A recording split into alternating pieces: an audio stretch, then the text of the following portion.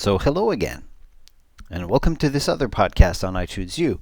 This time we're talking about how you share your course and how you register for a course that you've set up before we could actually put some content in there. Although you could do this after, of course. As always, we'll go to the same URL, itunesu.itunes.apple.com, through your favorite browser, either Safari, Chrome, or a recent version of Firefox. Now, at any point in time, if you're inside of a section in iTunes U, you can click on the little graduation hat here and go back to your list of courses. What we're looking for here is the share button that appears when you point next to your course. If you click on share, you end up with a shortcut link that you can email to your students, or with a code that you can set up directly on your iPad. So let's take a look. I'm going to do it through the code, but it's similar. Now, on the iPad, which I'll show you using Air Server right here, so this is my iPad mini, we'll be using the iTunes U app, which is at the bottom in my dock.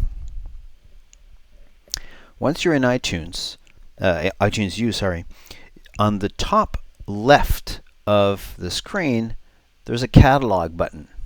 So we're going to tap on that. This will bring you to the iTunes U course catalog. And you'll discover lots of great content here that's all been created by educational institutions, ranging from K through 12 all the way to universities and museums and all great organizations like the National Geographic. So what we're looking for is at the bottom of the selection screen. You see at the bottom there's a selection. At the bottom of that screen there are two things. On the left is your Apple ID. Now make sure this is set up to something different from your school Apple ID on the device that you're using to register for the course. Here I'm using another Apple ID I have. But for your students it's the same thing. They have to use their own Apple ID right here. On the right, mine's in French right now, but it would say enroll.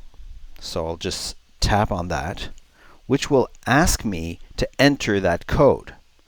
And as you can see, it's the same code that you see right here on the left, and you can enter it right there on your iPad. Now, you don't have to be careful about uppercase or lowercase or even hyphens. They don't matter.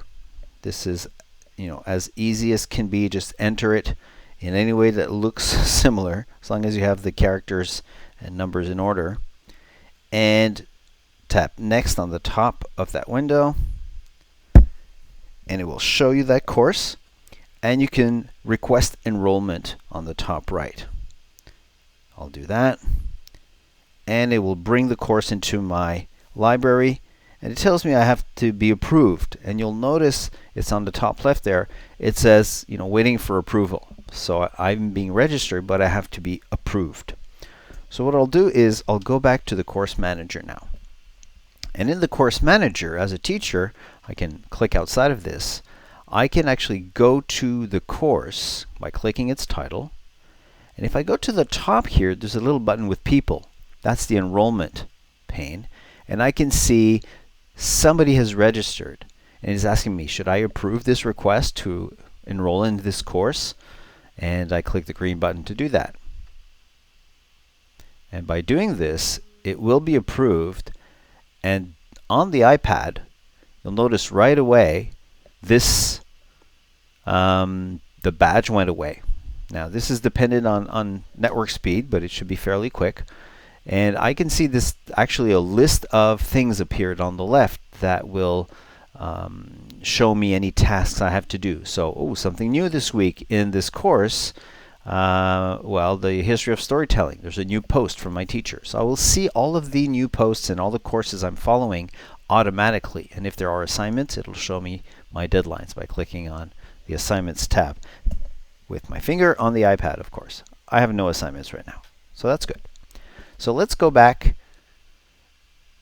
here and just finish this up. So now you can see who's enrolled, and you can have all their information. This is why it's important for students to have their own Apple ID and not use their parents or their grandparents, because they will receive information by email that's related to your course. And you can actually block a user. If you click on the X here, it will remove the user and block them. So somebody registers for your course and they shouldn't, you can take them out of there. So that's it. That's how you share a course and register for a course on the iPad.